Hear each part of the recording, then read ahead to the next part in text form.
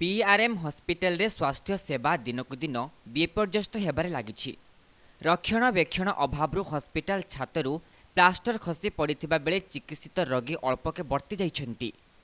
जिलार सदर महकुमा बारिपदा स्थित पंडित रघुनाथ मुर्मू मेडिकल कॉलेज एवं हॉस्पिटल पुरुष सर्जिकल वार्डर उक्त घटना घटिछि।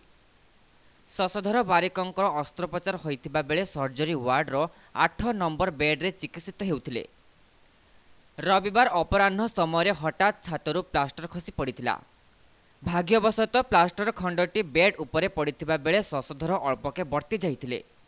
कर्तृपक्ष हॉस्पिटल सठिक भाव रक्षणाबेक्षण करिनथिबारु बारंबार एभली अघटन घटी चलीछि बोली चिकित्सित रोगी माने कहिसंति। पूर्वरु चक्षु विभाग रे प्लास्टर खसिबार छातरु फैन गली पड़िथिबा घटना घटिथिबारु रोगींक मनरे शंका पसिछि। लघुचाप प्रभाव में 2 ରୁ 3 दिन हेब लगाण वर्षा होउथिबारु प्लास्टर खसी पड़िथिबा नि आशंका करा जाउछि। एथिप्रति जांच करा जाय मरामती कार्य करा जिवो बोली मेडिकल कॉलेज तरफरु कहा जाइछि।